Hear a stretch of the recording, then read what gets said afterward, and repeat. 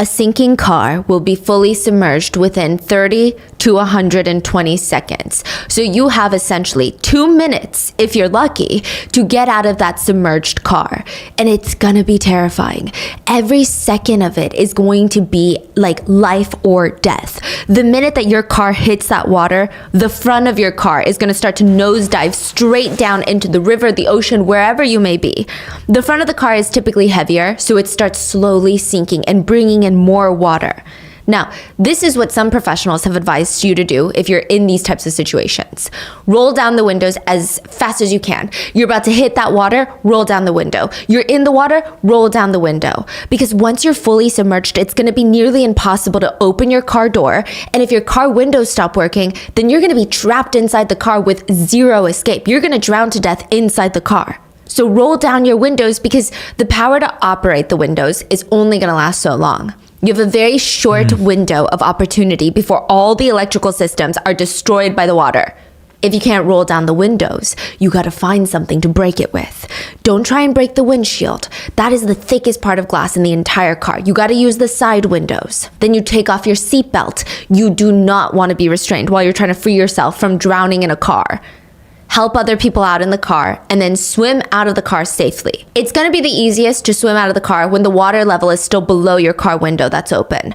Now, once there's water coming in through that open car window, you're going up against the water pressure. Water's pushing you down, you gotta swim up against it. If you're not a strong swimmer, you might have to wait until the entire car sinks to the bottom and then wait for the water pressure to equalize before trying to swim up. Because even if the car is fully submerged, it's still sinking. So the water is pushing it down and you're trying to go up.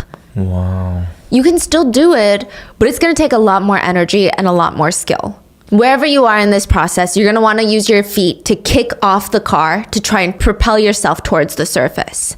But what if you wake up in a sinking car? What if you didn't even see yourself falling? What if you weren't ready? You weren't alert. You didn't have any of the time to do these things. And now the car is filling up with water and you're panicking.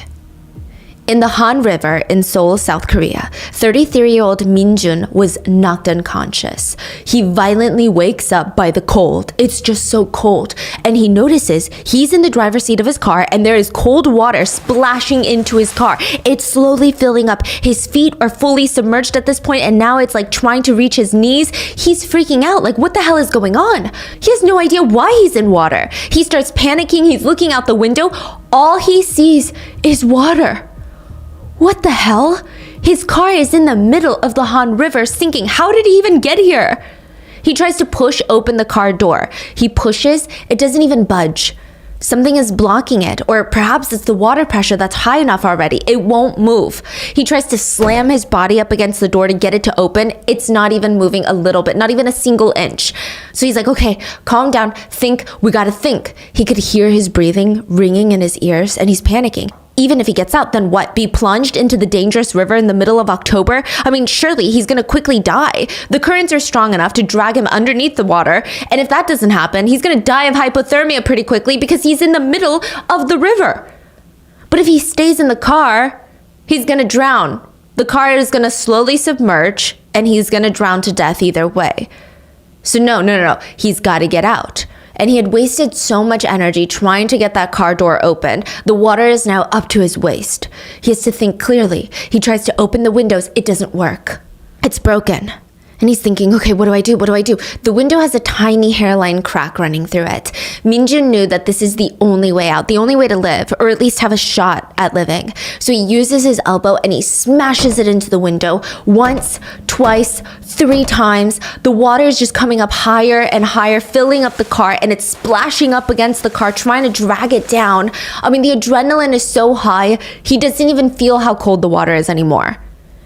He uses the weight of his body to smash into the window again, and it finally shatters. It breaks. He pushes out the glass shards. He takes one last breath, closes his eyes, and jumps out the window. And he plunges straight into the cold concrete.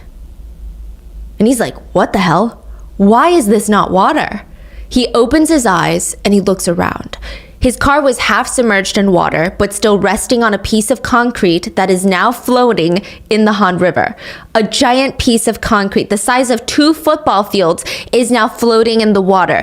It does not belong there. It wasn't there 2 seconds ago. And behind him, Minjun sees what looks straight out of an apocalyptic movie. Floating on the concrete island is a bloodbath. People crawling out of their crushed cars, moaning for help, people in the water screaming, begging to be saved while they're getting swept away by the powerful currents. Other cars are fully sinking into the bottom of the deep river. A bus behind him is crushed to half its size. The bus is now coming up to his waist, with blood just pouring out of it like someone stepped on a berry-flavored juice box. He could see blood-soaked hands like reaching out of the bus, trying to crawl out, and nobody was coming to help them. It would be up to the 49 people floating in the middle of the river to save each other. By the end, 32 people would be dead.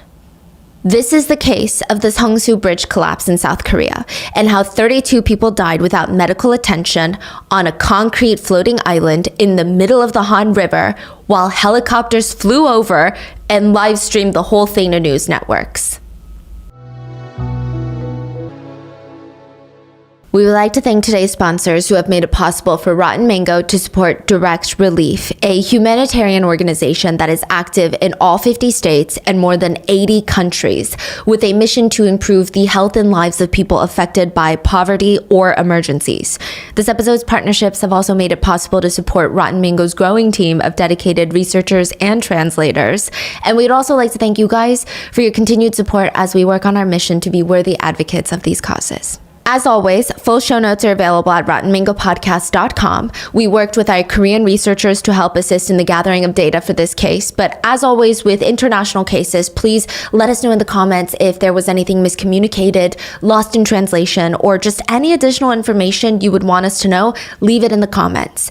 And a quick note, many of the victims involved have wished to stay anonymous, so we're going to be assigning aliases for them, and with that being said, let's get into it. All the workers of the local convenience stores nearby, they knew this man. He was kind of an interesting middle-aged man. He worked by installing those LED lights on the outside of buildings, so he worked for a light installation company. And the ones that really watched him, or if they ever looked out the window and they saw him installing these lights, anytime he got a little bit high up on the ladder, his knees would start buckling. His whole body would start shaking. And then after work, he would walk into a convenience store and buy all the food that he was craving.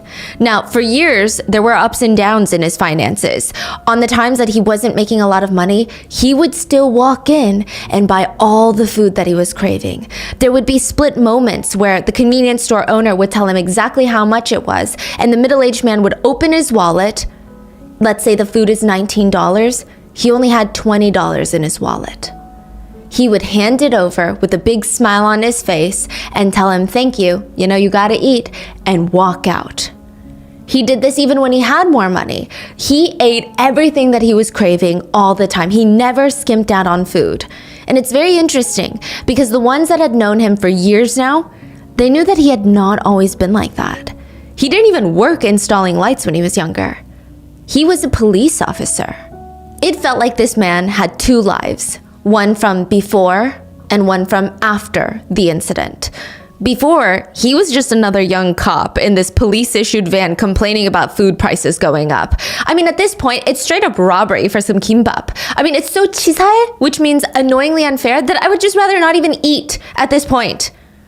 The rest of the other 10 police officers would chuckle, and the one driving, he turned up the volume to the music.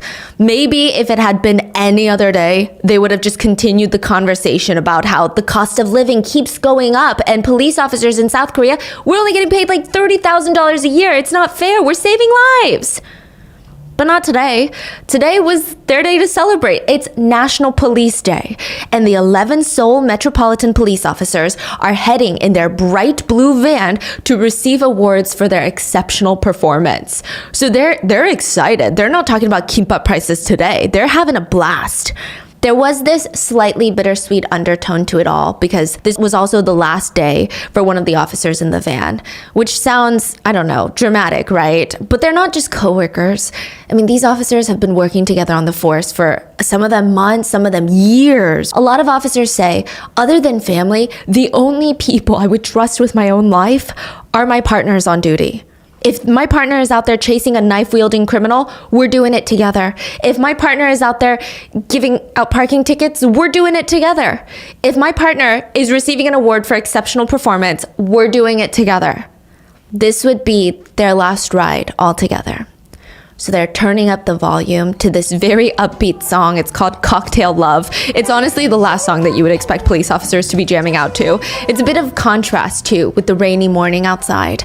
And they're singing along while staring out the window and they're looking into the river, the Han River that they're crossing. And then boom, it hits them. What the hell was that? They turn down the music. And the driver says, it's nothing. It was just like a small stone. You know, sometimes the stones come up from the road. It hit the windshield. That was a big stone, I think, though, because that sound was loud. But now with the music turned off, their ears are alert. No, but what's that sound? The car gets quiet and they're trying to listen. And it's like this low, like, tuk, tuk, tuk noise. It almost kind of sounds like the beginning of thunder, like a rumble almost. It's a deep tuk noise. It's like one that you would feel in your bones. The officer driving the car, Officer Lee, he was gonna ask the group what they thought the strange deep noise was, you know, because it's clearly not normal. But his officers start yelling from the back, brake, hit the brakes, hit the brakes. He looks up at the road ahead of him, and the road ahead looks like it's rising. It looks like the road is getting taller out of nowhere. How is that even possible? How is it getting lifted? They're on a bridge. Is this some sort of like weird optical illusion or some sort of earthquake? And as quickly as the road ahead of them looked like it was growing taller, it just vanished completely. It disappeared. And then they felt this really odd, strange weightlessness in their stomach. Like their stomachs were just floating around inside of their bodies. And then, boom. Some of the officers screamed. Others felt everything go black. Most of them fainted. But one thing was for certain. The next time that they looked out the window, they were in the middle of the Han River. 21-year-old Officer Lee, the driver of the police van, he opened up the driver's side door, and there was so much noise when he opened that door. Emergency sirens getting closer and closer. People are screaming for help. Help. He has to help. So he's forcing his trembling legs to try and move out the car because he's shaken up. It feels like a war zone. It feels like there's bullets just flying towards them from all different angles. And now that he's out of the car, he realizes it's not bullets, it's stone. Like thousands of pieces of gravel are just plummeting from the sky, landing on him, near him, clinking off the police van into the water, creating these giant splashes. He could barely keep his eyes open from all that dust. And then the cold wind. Not just the wind of the Han River, but the helicopters. There's helicopters just circling around. And he's trying to squint and look up, and 66 feet above him, 7 stories above him, is the bridge that he had been driving across just moments ago. It had a giant section just ripped from it in the middle. It's like someone punched down into the bridge, taking a giant piece of slab down to the Han River. He could see peeking over the bridge, like the edge of the bridge up there, 66 feet above him, are people, firefighters, looking terrified. He's like, why do they look so terrified? He turns his eyes back down and turns around in a full circle. They were on a sinking island. A piece of concrete, the slab from the bridge that was missing, was now floating in the Han River, about to sink at any moment. Lee turns to his right. There's people screaming from inside the water. They're being swept away by the current. He turns to his left. There is blood seeping into the concrete, turning it fully dark red. He looks up and he sees a bus full of people upside down, and the bus is completely squashed.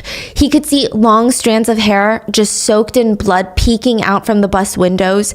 Backpacks were ripped apart and loose shreds of homework were just sitting in pools of thick blood. The next stop for this bus would have been Muhak Girls High School. In Korea, most high schools don't start class until 8:10 a.m. But technically, if you're not in your seat by 7:50 a.m., you're considered late. So most students, they try to shuffle into the classrooms by, 7:30 a.m. So you have some time to settle down, set up your little station, catch up with your friends, finish eating the breakfast that you bought at the convenience store. Apparently they call it reading time. But most students, they do not sit calmly and read a book ready for the day to start. They're running around going from class to class, treating it like a recess, doing their hair, fixing their makeup, playing with their phones. They're doing everything. They're running, taking pictures, eating snacks. And at Muhak Girls High School, most of the students were really good about getting to class on time. Except Friday, October 21st. The teachers of Muhak Girls High School walk into their classrooms and they look around. There's 8 empty seats. No one had called ahead of time. Usually if students are sick, the parents will call. If students are late, parents will call. 8 unexcused lateness, tardiness, absence. Strange, 1 or 2, they're used to that maybe, but 8, they look out the window and it's just rain droplets pouring down. Okay, maybe they're late from the rain, but still, it rains all the time. They're on time. We're not sure how everyone at the school found out. Maybe a teacher ran out of the staff room yelling at everyone, turn on the TVs. Maybe a student had heard about it and ran into the school saying, did you guys see what happened?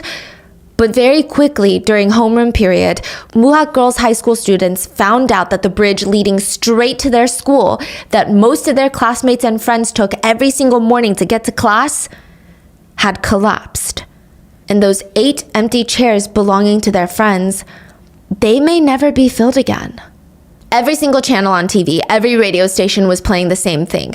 A shocking incident has occurred this morning. During a severe traffic jam during rush hour, the Seongsu Bridge has collapsed. Nearly 100 feet of the road collapsed and broke off into the Han River, taking down multiple vehicles with it. Eventually, the police, fire department, and soldiers on base nearby would be dispatched to this collapsed bridge. In total, 1,500 people were mobilized to the scene. Some of the news reports started sharing suspicions that North Korea was attacking South Korea, that they had bombed the bridge, causing it to collapse. It was reported by world leaders that there's a genuine risk of war that would involve chemical, biological, and nuclear weapons. The nonpartisan Congressional Research Service estimates that North Korea could rain down on Seoul with 10,000 rockets per minute, killing 300,000 South Koreans in a single day, if they wanted to. Experts estimate that in the long run, if North Korea attacks South Korea, millions could die from this type of escalation. So people are thinking, maybe this is just the beginning. Maybe this is the work of a North Korean rocket. While news stations are on high alert about anything regarding North Korea, all the students at the all-girls high school are just terrified. They're so anxious that their friends are not showing up to class. And that bridge being the main method of transportation for many of them, it's making them feel panicked. They try to find out if someone released a list of names. Or what about the vehicles that were crashed? Wait, what car does Yuna's dad drive again? What about Sarah? They said it's only a few vehicles, right? What are the odds that they were on that section of the bridge? We need to calm down, right? It's gonna be okay. They had no answers. All they could do was wait, holding onto their breath, sitting at their seats, not able to focus on any of their schoolwork. And slowly, more reports came out about the collapse, including the fact that public bus number 16 was on the bridge when it went down. Bus number 16 was packed like sardines. This is rush hour in South Korea. There are students with their backpacks being squished by men in suits with their briefcases, security guards heading to work trying to close their shoulders in to make room for more people. Bus number 16 had made it across the part of the bridge that collapsed, according to the news, by half of its length. The part of the bridge that collapsed went down, and bus number 16, half of the bus, was on the part that did not collapse. And the other half of the bus was suspended in the air. That's even worse. Yeah. There was no concrete, no ground supporting the back half of the bus. It was essentially dangling. The driver of the bus, according to witness statements, tried to accelerate to move the rest of the bus to the part of the bridge that hadn't collapsed, move it to safety, but it was nearly an impossible feat. A standard city bus weighs as much as 44,000 pounds with all the passengers squished inside. That is the weight of a whale shark. Imagine a whale shark that is half off of a bridge. How would you stop it from falling? The bus driver He tried his best to not let the bus fall, but there's just nothing you can do. You cannot go up against physics like that. He tried. Witnesses stated that he accelerated all the way until the rear wheel of the bus hit the edge of the broken bridge, but it got caught on the jagged stone. Oh my gosh. The bus driver accelerated with everything he had, but because the rear wheels were caught, it caused the entire body of the bus to go up. The bus, to a degree, was now vertical because he's accelerating so much and the back wheel is getting caught. It was erecting itself up on the middle of the bridge. Drivers on the bridge were staring in horror because they knew that there was nothing that they could do to help. The bus went up and then fell back into the hole. The bus made almost a semicircle as it fell all the way down 66 feet and crashed onto the concrete slab that had broken off into the river. The bus was in the worst condition because the other vehicles that had fallen with the slab, there was a crash, they were injured, there were a lot of serious injuries, but because they didn't fall onto the crash, the impact was not as hard. Bus number 16 was crushed like an aluminum soda can. Bus number 16 was the bus that many of the all-girls high school kids took to get to school. The next stop on the bus, right after they crossed the bridge, would have been Muhak Girls High School. Many families would later bring up the butterfly effect. And side note, just to clarify, I am only bringing up these types of questions and even the butterfly effect because a lot of the families of the victims were talking about it and it just became a topic of discussion amongst a lot of news networks at the time. I personally do not think any member of any victim's family should feel this way because then it gets really easy to place blame on ourselves, which I just don't agree with. A lot of families stated that they kept thinking, what if I just made my family members a little late that day? By 5 seconds? Could that have changed things? Like, what if I forced them to wake up earlier? Would that have made things different? I was thinking, they're so tired, maybe I should let them sleep in, but what if I had just woken them up on time? Would they be coming home tonight? They just kept blaming themselves and thinking about the butterfly effect. The butterfly effect is the idea that small, seemingly trivial, non-consequential events or decisions ultimately result in something with a much larger consequence. So a dramatic example would be a small butterfly flaps its wings in South Korea, and somehow this tiny change in air pressure and wind would somehow lead to another tiny, tiny little event where someone kind of slaps their hair around like this. That leads to another tiny, tiny event and another, and then it gradually snowballs and it would eventually cause a tornado in New York. Or the idea that if you had a pile of sand, you think, okay, if I just remove a single grain of sand from this giant pile, it seems so trivial, who's gonna miss that tiny grain of sand? Who's gonna even know that I took a tiny grain of sand? But it would change the entire pile of sand. The butterfly effect is often referenced in time travel movies and shows because the idea that you can go back into time and you do something that you believe won't do anything and it changes the future forever. One of the most famous classics is about a man who travels back 65 million years to shoot a dinosaur. He's like, this is my dream, to kill a T-Rex. Now, according to history, the T-Rex was gonna die anyway that day because a fallen tree would land on it, killing it. But he's obsessed. He's obsessed with wanting to kill this T-Rex. So he time travels and the tour guide takes him there. Time travel tour guide. But when he goes up to shoot the T-Rex, the man starts getting scared. The T-Rex is so big. Like, what if the bullet doesn't kill him and it just makes him angry and then the T-Rex is gonna kill me?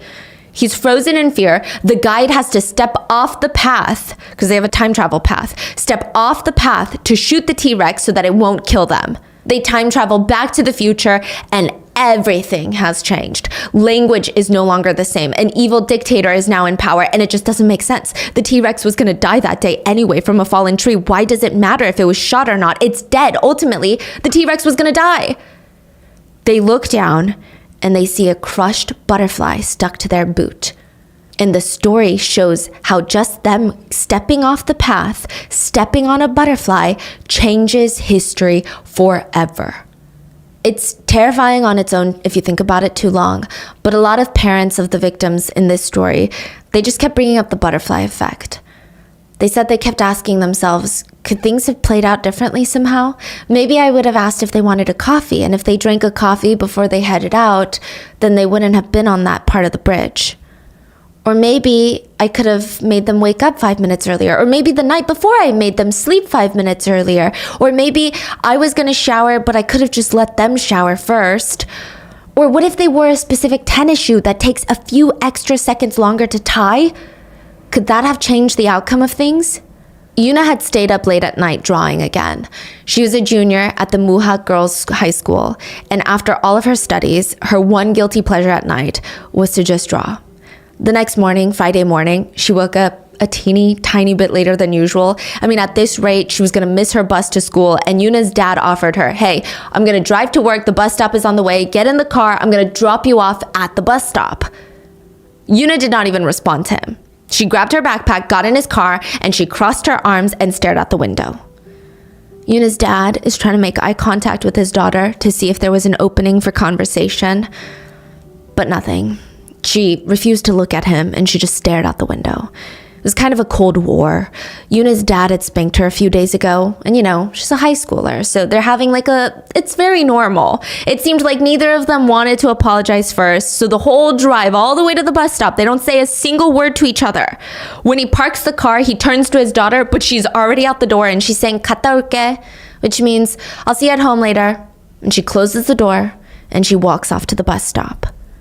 And when she gets there, the bus is not there, and she's wondering, did I miss the bus? Ah, man, when is the next one gonna get here?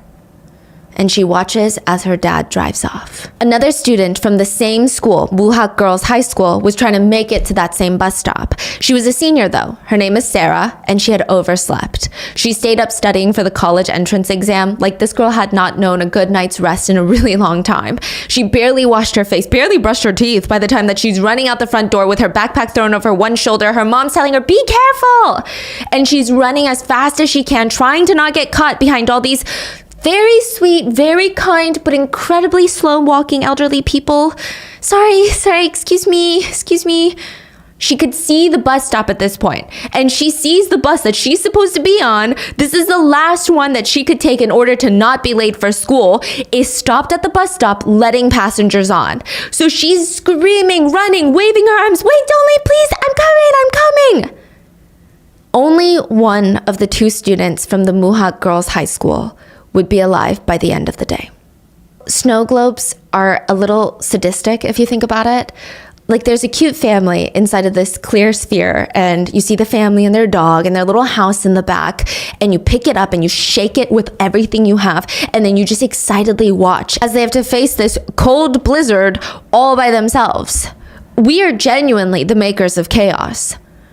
The 11 police officers who all managed to survive the collapse, they felt like they were in a snow globe. They had been living their lives to the best of their abilities, following the laws, starting their own families, and some sadistic unknown person had come by and violently shaked up their world, and even now, they feel like they're in a snow globe. 66 feet under the bridge in the middle of the Han River, they could hear the helicopters above them. They could see the fire trucks parked at the top of the bridge above them, rescuers' heads just poking over the edge, staring at them. They could hear them barking all sorts of orders over the megaphones. We need a port here. Get the equipment down here. Someone mobilize the cruise ships. But being police officers, they knew nobody was prepared for anything like this. They knew that they didn't have time to wait for any of that. They could hear people screaming, help me, help me. They all start whipping around to try and find out who's screaming, who needs help most urgently. One of the officers points into the water. There are two people being swept away by the current. They're gonna die. The Han River is known to have really strong currents, to the point that it's advised that you only swim in the designated beach areas.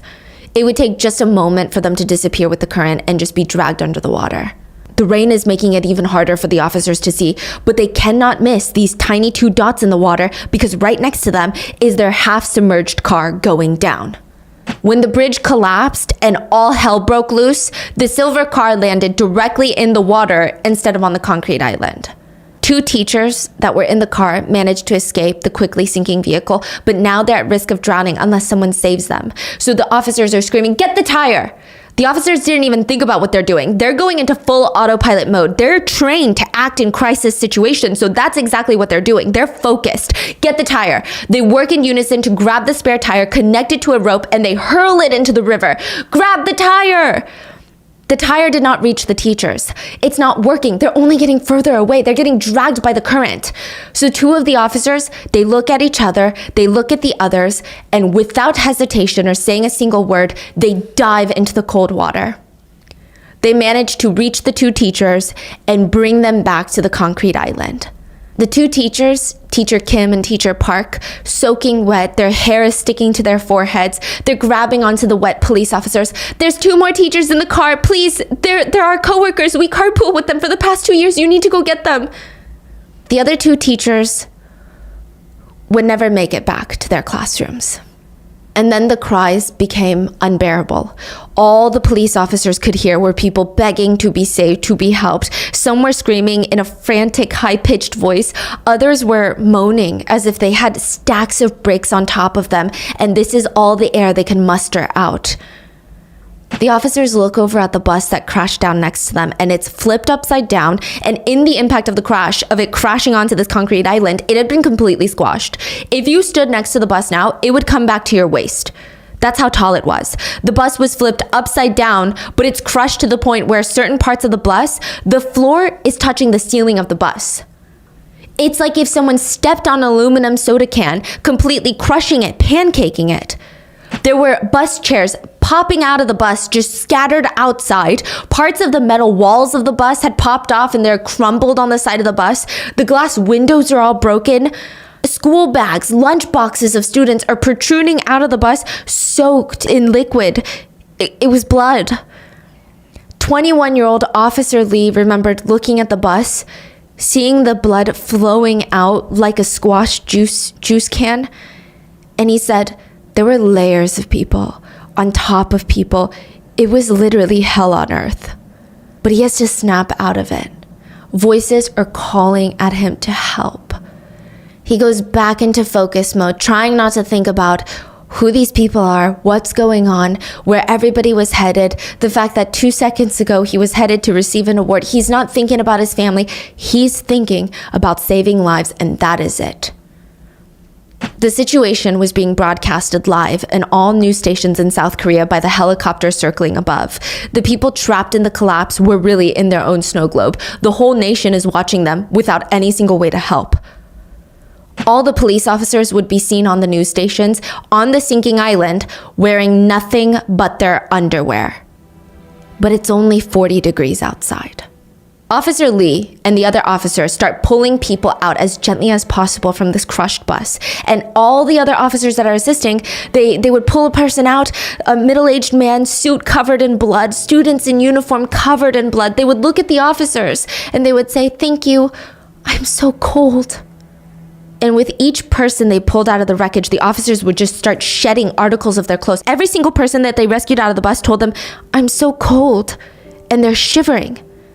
And the officers knew that that is a dangerous combination. So blood loss causes your core body temperature to fall. It can actually lead to hypothermia and death. Normal body temperatures are at 98.6, but when it falls below 95 degrees Fahrenheit, you're at risk of your body shutting down. Hypothermia can lead to complete failure of your heart by causing an irregular heartbeat, respiratory systems go down, and eventually that leads to death. And a lot of these people being pulled out of the bus are showing signs of hypothermia. Yeah, it's only 40 degrees outside, but from blood loss, they're becoming hypothermic. Not to mention, it's the end of October before 8 a.m. Even just being outside would have been chilly in South Korea. But on the Han River, those current, those winds, it likely feels much colder, and it's raining. Officer Lee would take off his police jacket and give it to the first person he pulled out. Then he ripped off his shirt, gave it to the next person. Then his pants. He pulled another person out of the bus, a student. They said, "I'm so cold." And he looked down. He has no more clothes. He's in just his underwear. And he's thinking quick on his feet. He runs to the police van and he starts ripping the car seat covers to take off so that he can provide some sort of warmth. And when it finally rips off the seat, he runs towards the student he just pulled out and he said, "I got it, here, take the..." The student was dead. The officers had to keep going though, even though it just started to feel pointless and painful. They rushed to get everybody out of the bus and cover them with car seat covers. They would ask the person they just pulled out, "Ajashi, are you okay? Do you need help right now? Is this warm enough? Here, take the car seat cover." No, thank you so much. Go save the others, go." The officers would turn around, go back into the bloody bus, drag another person out, and place them right down next to the ajashi, who was now dead. In another instance, Officer Lee pulled out a man from the bus. He was covered in blood, badly injured. He's still actively bleeding. And like the others, he desperately needs medical attention. I mean, this is life or death. Officer Lee sits him down and he's reassuring him, like, just hold on tight, okay, ajashi? The rescue boats are coming. They're gonna be here very, very soon. Just stay awake. The Officer Lee looks up out into the river to see where the rescue boats are, how far in the distance they are, and he starts smiling because he can see them speeding towards the concrete island, and this is good. And he looks down. The man is dead. It felt like every time they rescued someone, they would turn around to help someone else, and the person they just rescued would be dead. They were alive 2 seconds ago, and now they're dead. It would take 30 minutes for the rescue boats to arrive.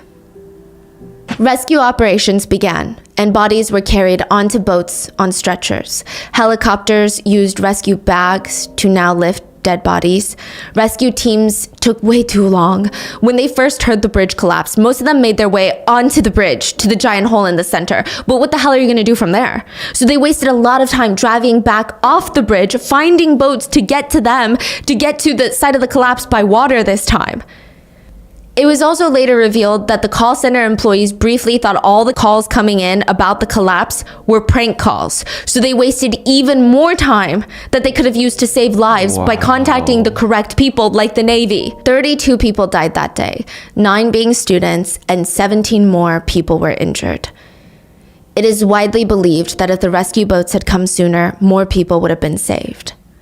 And now with the rescue teams doing what they should have done 30 minutes ago, administering medical care, the 11 police officers, they sat down to catch their breath for the very first time since the collapse. Officer Lee, he's 21. He called his dad because he usually reports to his parents, and I believe he was still in a state of shock though, because he just told his dad very bluntly everything that happened like he was still on autopilot. I mean, he was so nonchalant. He stated, yeah, Dad, Seongsu Bridge collapsed and I rescued some people out, so it's fine, don't worry about it. And his dad responded, okay, 조심해, be safe. And he hung up. It did not register in that moment for Officer Lee's dad what his son was saying. After the line went dead, his dad stood there processing what his precious son had just told him. And he immediately called him back and he screamed into the phone, "You're where?" The Seongsu Bridge was a symbol of economic power. The Seongsu Bridge was built 15 years before it collapsed. I mean, it was part of the government's plan to modernize Seoul before the Summer Olympics were coming. Listen, don't even get me started on the Olympics and what the cities will do for Olympics. It was going to be held in Korea. They wanted Seoul to be cleaned up. The government spent $470 million to clean up the Han River. Just clean it up from pollution. They said the Han is like clothing to the people of Seoul. So this is Olympics 1990s? Yeah. Something to wear daily with pride, something to keep clean. Our fathers and their fathers would swim in the Han. It's our lifeblood. And yet, 32 people had just died because the bridge collapsed into the Han River. And there were signs that the bridge was going to go down. 10 hours before the bridge collapsed, a large gap had formed in one of the joints on the floor of the bridge. Like, you could look into it and see water. It was a large gap. Seoul City was alerted and they sent workers out there to lay a small iron plate on top of the gap so that nobody's tires would get stuck. And it wasn't even, I say small iron plate. It's not small. It was 4 feet by 7 feet. They're trying to put a Band-Aid on a bridge? Literally, quite literally, they put a Band-Aid on the bridge. Slapped a Band-Aid on. This was 160 feet from the site of the collapse. They were going to repair the joint later, they said, but they postponed it due to bad weather, which is fine, but then why not just shut the bridge down until it's repaired? The next morning, about an hour and a half prior to the bridge collapsing, reports started coming in that people could hear these creaking noises coming from the bridge. You know those horror movies where they walk into those old haunted houses and it feels like the entire house is thundering? They said it sounded like that, but on a bridge, which can't be great. It sounds like a monster, like deep, low rumbles and creaking noises. It sounds like it's echoing too, like something big is shifting. It sounds like thunder inside of the bridge. Seoul City said once again that they would check it out, but after the rain stopped, less than an hour later, the bridge collapsed. Over 30 people died and more were missing. Search teams consisting of 150 personnel were sent into the water to locate more bodies. Professional divers, the Navy were all involved. They found the silver car with the 2 remaining teachers inside. They had drowned. And a little while later, searchers came across another fully submerged vehicle, a gray Hyundai, and the driver had not been able to escape from the submerged vehicle. He was also dead. After 5 days, they called off the search and no more bodies were found in that area of the Han River. 32 dead, 29 from the bus, 9 of them being students, and 3 that drowned. Muhak Girls' high school graduation was 4 months after this. Everyone showed up. I mean, even students who weren't graduating that year, parents of students, they all rallied to show support for 8 students that would never be coming back. Many of the parents of the deceased brought in a single yellow tulip in memory of their children. Sarah brought one in too. The bus never waited for Sarah, the one that collapsed. And that is the only reason that she survived. She said, when I got on the next bus, the bus driver said that we couldn't go by the Seongsu Bridge route, and I was surprised that we passed a different bridge to go to school. I ran into the classroom because I was late, and everyone was crying and hugging me. Everyone thought that something had happened to me because I hadn't come to school on time. They were playing the news. They said Yuna and her dad had a big fight a few days before she was killed. Most high schoolers, they have a hatred for parents lecturing them. And in that car, her dad thought, wow, she's really mad at me. But Yuna she's a high schooler. She didn't know how to apologize yet. And she didn't know when was the appropriate time to give her dad this letter because she felt like her dad was still mad at her. And so she saved that letter in her backpack. And it read, "To my loving dad. Dad, I can't hide my tears whenever I think about you. I know that your heart must hurt 100 or 1,000 more times when you spank me. Dad, don't think that you spanked me. Think of it as you were spanking the bad thing inside of me. And I really, really, really love you so much that it feels like my heart is going to explode. And I promise I'm just going to keep doing my best to make you proud. Appa fighting." And it was signed from Yuna, who loves her dad very much. Yuna's dad would die 2 years later from a serious health condition, but friends and family knew that he was in a rush to go tell Yuna that he received her letter. Another family, the Kangs, they lost their youngest son, Peter, in the collapse. When Mr. and Mrs. Kang heard that Peter was gone, that he was killed in the collapse, they fell to the ground and they were slamming their fists down, screaming, "Peter, Peter." It was Peter's last day at work today. He had quit his job to focus on his studies of becoming an accountant, and his parents felt guilty. They couldn't help but think, had the collapse happened just a day later, had Peter just quit a day earlier, their precious son would be alive today. Bridges are all about balance. To simplify it, when you have a force going down like gravity, the structure is going to go down. But when you have a force going up, and a force coming down, the structure can stay still if it's perfectly balanced. Now, there's a ton of different types of bridges, but all of them are about balancing forces. So take a beam bridge, for example. This is the cheapest, most simple type of bridge. So picture you get 2 stools, 2 chairs together. You place them a few feet apart and then place a wooden plank on top. There, you have a beam bridge. Now, let's say you want to make this beam bridge longer. You got to get creative, because imagine you just push the chairs further apart and try to balance a longer wooden plank. Suddenly the weight is going to feel heavier. It's going to start sloping down in the middle of that wooden plank when you put weight on it, right? It looks like it's going to snap in half. So what do? I mean, technically, you could add another chair in the middle to balance out the weight, but that's not the cheapest or the easiest solution. You want to keep a good chair distance from each chair. So you don't want to spend so many chairs on this wooden plank. So what do? You add trusses to it. Imagine you have 4 toothpicks. You tape them up into a square. How easy would it be for you to take your finger, put it on the one corner of the square, push it down, and suddenly it's not a square anymore. It's a different shape. It's pretty easy, right? Because it's just going to bend. Yeah. So what would be the best way to ensure that it doesn't tilt? Doesn't tilt? Oh, you add 2 more in the middle, cross it. Just add one. Just add one diagonal. So now instead of a square, it looks like two triangles. Triangular support systems are great in bridge structures. I mean, they're great at holding their shape and not falling to pressure. It's very evenly distributed. And that's what a truss is. So the Seongsu Bridge was a truss bridge that relied on these triangular support beams to hold it up.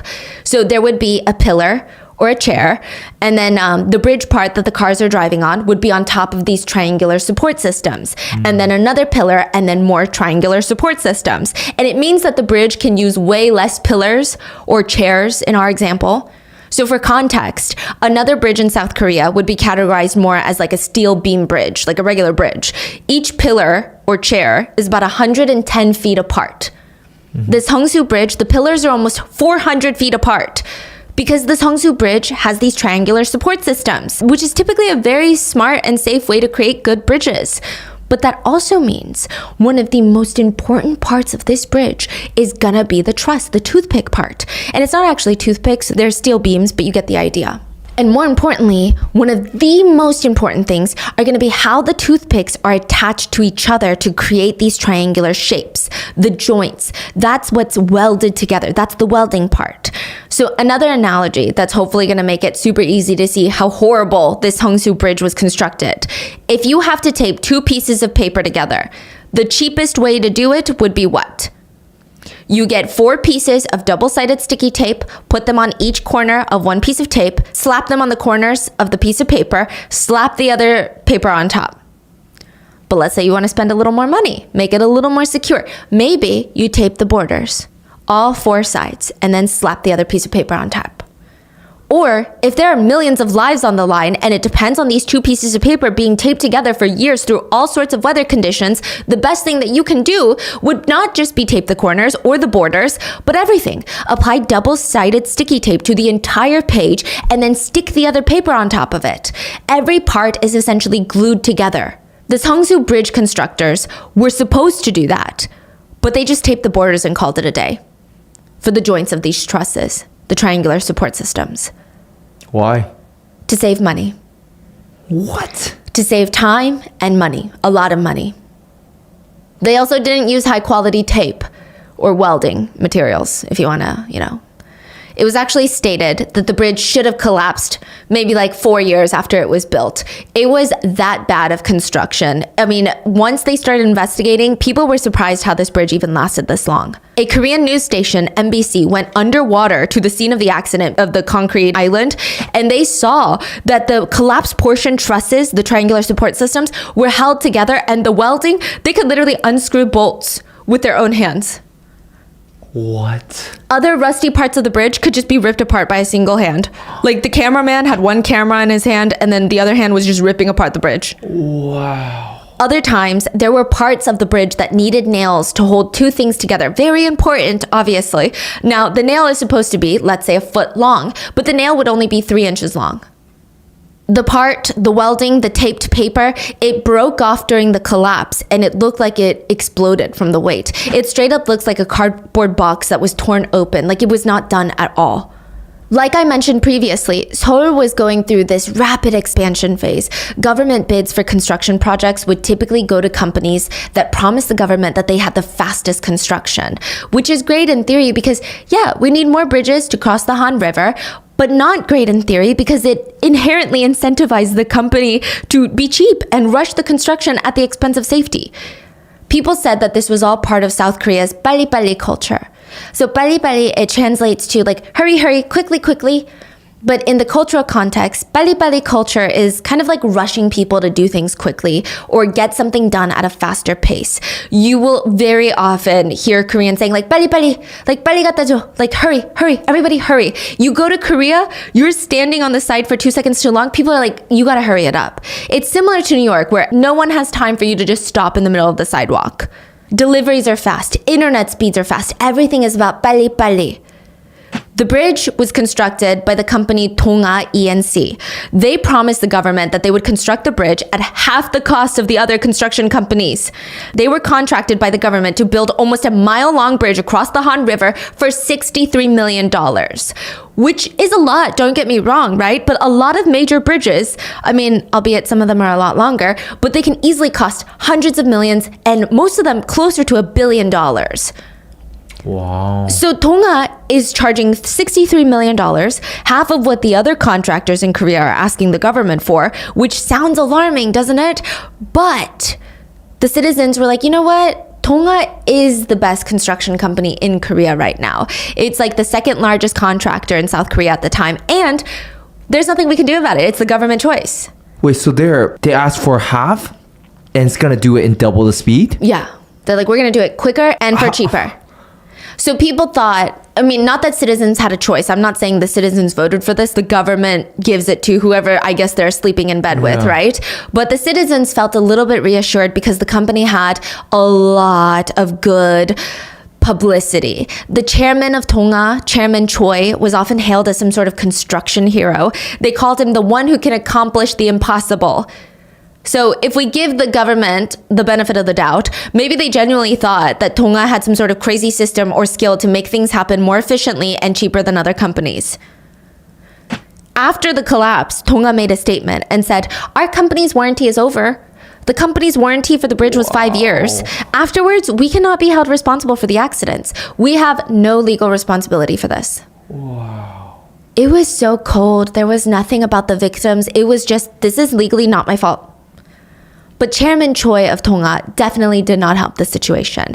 He visited the scene of the collapse the day of, and he said, if Donga is responsible, we will take full responsibility.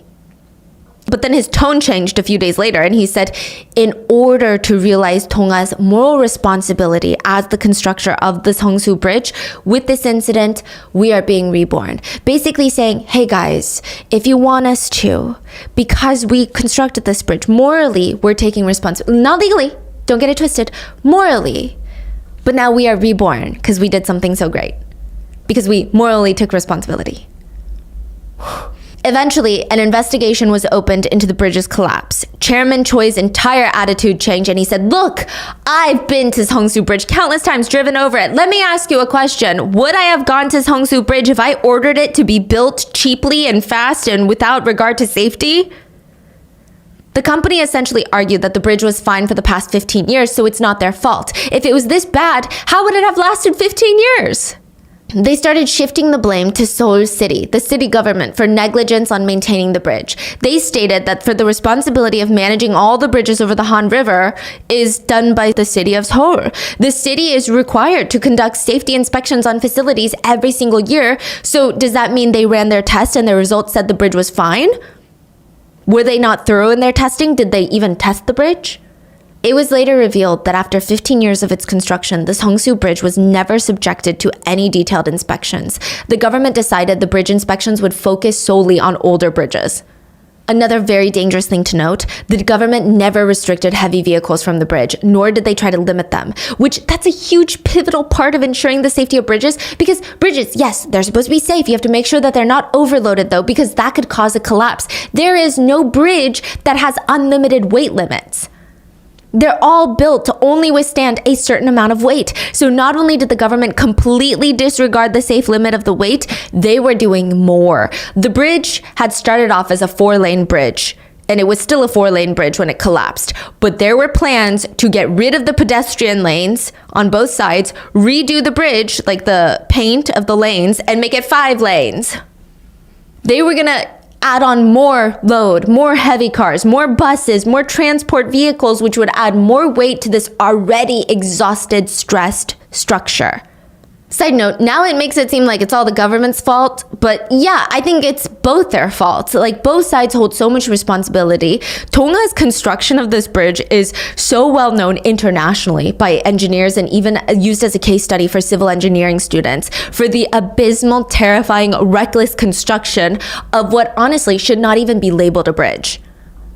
Allegedly, Tonga hired an expert in steel plate welding. So that's like the tape part I was telling you about. The joints, the most important part, very important of a truss bridge. But when that expert insisted on, hey guys, we need to go a little bit slower because we need to inspect the steel plates thoroughly because this is the most important part. He was allegedly fired. Seoul prosecutors launched a criminal investigation into the bridge collapse. They were, in a way, investigating their own peers, and they did not like what they found. Seoul City had a contract with a third-party company and tasked them with handling the bridge maintenance and repairs. So let's call that B Corporation to keep things simple. B Corp had submitted a report to Seoul earlier that year. So this is in October. They did it early, spring. They said, hey, the steel joints and the beams, yeah, they're compromised. It is in urgent need of repair. Which doesn't sound like a we'll get to it when we get to it type of problem, but Seoul did not do anything about it. Yeah, October 26, less than a week since the collapse, prosecutors arrested 7 B Corp officials because prior to this urgent message sent to Seoul, the bridge had so many red flags that they didn't even inspect. Like, they let it get to this point. They could have flagged it earlier on, but they were too lazy to do daily reports. They never checked it out. And then finally, earlier that year, they finally checked it out. And they were like, ooh, no one should be on this bridge. It's going to collapse any second now. 4 Seoul metropolitan government officials were arrested for disregarding that very urgent message sent earlier this year about the compromised beams. And just moving on, business as usual. 6 Tonga construction officials were arrested for obvious reasons for the construction of the bridge. And there was debate on whether or not the mayor of Seoul, Mayor Lee, would also be arrested, but the then president of South Korea forced him to step down as mayor instead, which honestly just feels like a slap on the wrist. And in the end, they received sentences ranging from 6 months to 3 years in prison, which is, it's nothing, literally nothing.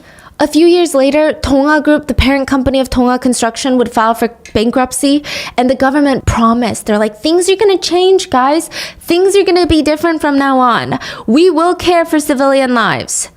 8 months after the bridge's collapse, the Sampung department store in Gangnam would collapse, killing 502 people, which we have covered in a previous episode. 8 months apart. And you can still go to the Seongsu Bridge today.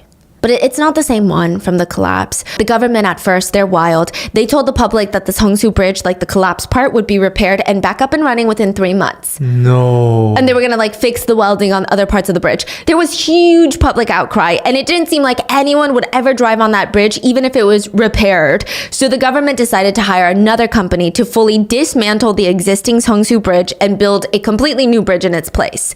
The new bridge, which I believe did recycle some parts of the old bridge, it was built by Hyundai Engineering and Construction for $140 million. And side note, the deceased victims' families were compensated about $200,000 from Seoul, about $52,000 from Seoul City, and $60,000 from Tonga, reaching about $312,000 per victim, which, I mean, that's nothing. I believe the injured also received a bit of help in terms of medical bill assistance, but really nothing. The police officers who actively rescued people and were traumatized and were victims, they received nothing.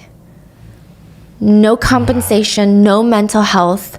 The police officer we talked about from earlier, he said the only way he really learned to cope was life is short, so even if he doesn't have a lot of money in his pocket, now he eats whatever he wants. Because you don't know when your last meal is. Officer Lee, the 21-year-old, he struggles heavily with PTSD and survivor's guilt. He said, the most regrettable thing is I couldn't save more people. And then I lived, but they died. The new Seongsu Bridge would also take the life of another victim. The father of one of the students who died in the crash. He would always visit the new bridge when he thought of his daughter because there's pedestrian lanes. But it was just too hard. On the 4th anniversary of his daughter's death, he took his own life at the spot where the bus had fallen. His family said he blamed himself for not being able to protect his daughter. Many of the victims' families fainted when they were asked to come ID their loved ones in the beginning. One mother cried out, my baby, how can I live? How can I live on without my child? Please go look at my child, and please somebody just wipe the blood off of him, please. Wipe the blood off of my baby. It hurts. One family member of a victim said, there are a lot of accidents with hundreds of victims. Sometimes the number 32 feels small, That's why I feel like our loved ones get forgotten sometimes. The number is not what matters though. What matters is there should not be a single person who ever dies like this again. I don't want the world to forget. And even though almost 30 years have passed, every single year banners are hung up near the Seongsu Bridge Memorial, and they read, even if the whole world forgets, 엄마, Mom, will never forget. And that is the case of the Seongsu Bridge collapse. What are your thoughts? If you listen to this Hampung department store, I mean, is it crazy knowing that this happened just 8 months prior and that still occurred? What are your thoughts? Leave it in the comments and please stay safe. I will see you guys on Sunday for the next episode.